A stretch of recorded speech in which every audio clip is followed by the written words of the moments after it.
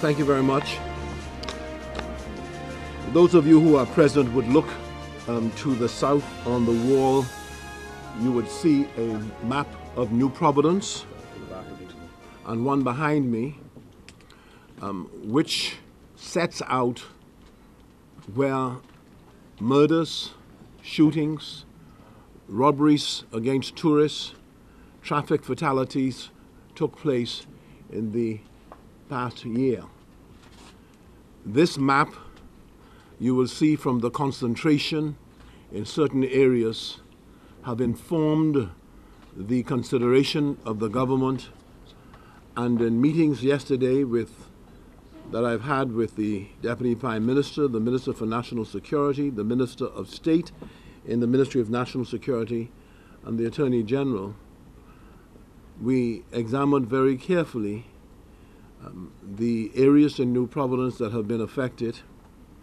We then met with the Commissioner of Police, discussed a number of strategies, which enabled me to make a statement yesterday and come to Cabinet this morning to discuss the matter further.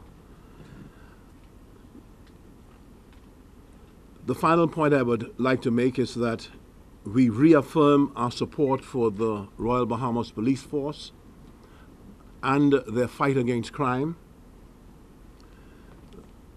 that we are satisfied that the heinous crime that was committed in Fox Hill, that the perpetrators will be brought to justice in short order, that we believe we should thank the community of Fox Hill for the way in which they have responded and reacted in the aftermath, and the way in which they have cooperated with the Royal Bahamas Police Force in assisting in developing the investigation and facilitating an early conclusion to the investigation. So as foreshadowed, and I think one other point I should make is that people were waiting on the Junkanoo results on the park of the B groups, and that organization, the Fox Hill Congo Junkanoo Group, has been of immense help to the Royal Bahamas Police Force, and I would wish to salute them for the way in which they have responded on behalf of the community.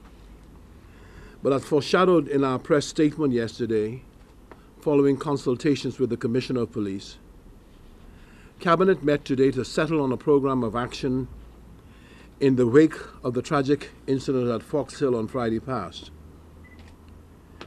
In this statement, we will outline key measures that are either already being taken or will shortly be taken to escalate the war on crime. And these are key measures. The Royal Bahamas Police Force will escalate saturation patrols using marked and unmarked cars, particularly in hotspot areas. The police force will be even more robustly equipped with cars and other crime-fighting tools as an integral part of the escalated saturation patrols, again especially in those areas known as hotspots in New Providence, and which is clearly amplified by the map behind me. Reinstatement of the 12-hour policing shift, possibly on new terms, is now the subject of intense study and discussion. A further announcement on this subject can be expected once the necessary consultations within law enforcement have been completed.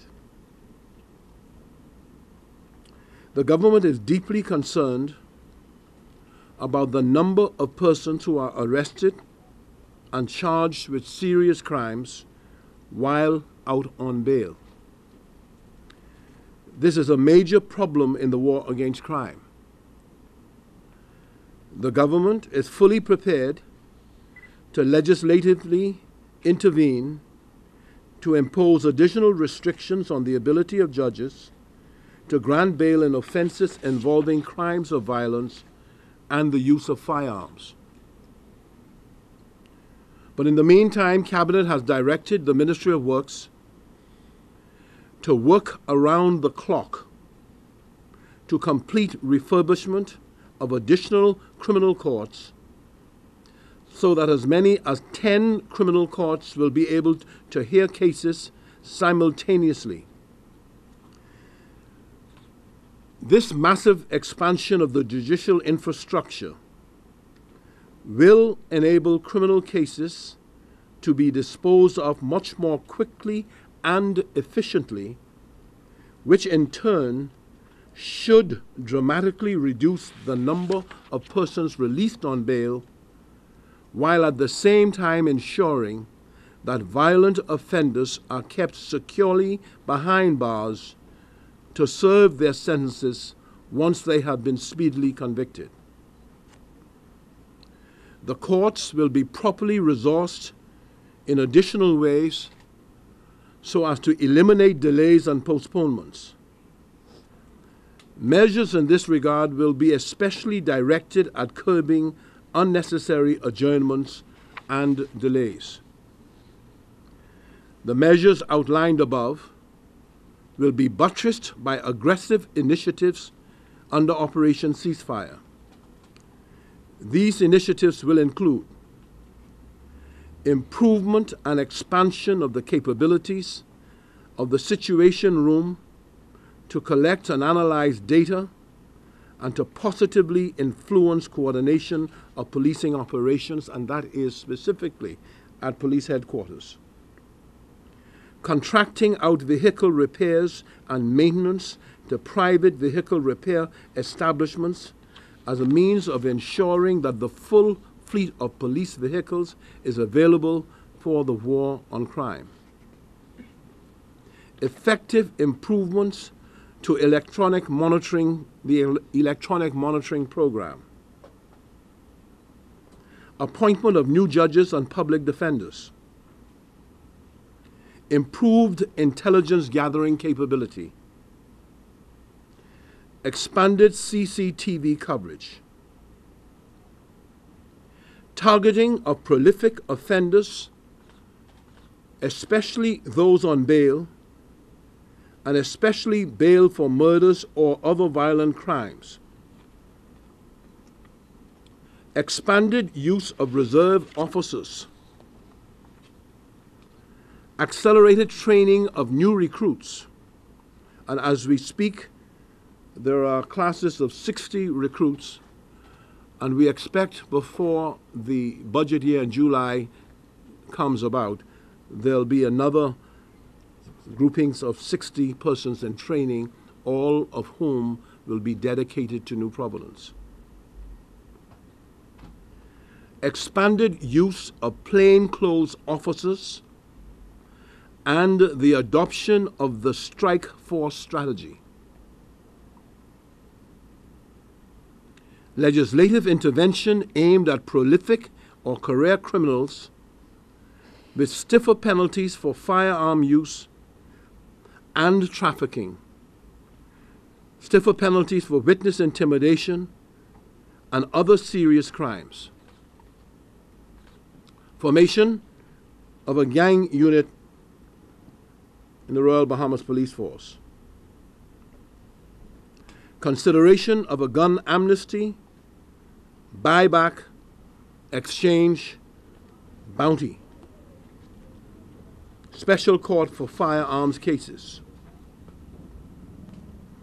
In addition to these efforts, the Ministry of Works, through urban renewal, will execute an aggressive campaign to clean vacant lots and remove derelict vehicles to remove the hiding spaces where criminals hide weapons. The war on crime must engage the serious energies of all of us. We therefore invite all stakeholders to join the national effort to stop delaying justice and to support the war on crime. I'd like to thank you very much for your patience and indulgence, and I want to just simply add again that the government of the Bahamas will not compromise itself in its efforts to relentlessly fight this scourge on crime, and not to have the people of our country have their safety and security subjected to the whims of a small minority of criminals in our country. And so we expect, therefore, on a continuing basis to enlarge our reach, both from the point of view of policing and from the point of view of addressing the environmental challenges that breed despair, despondency, and possibly act as an incubator for anger and crimes of anger. And so therefore, I'd like to thank you very much and to let you know that we will be back to you and keep reporting on the basis of the progress that is made in this fight against crime. Thank you. Thank you very much.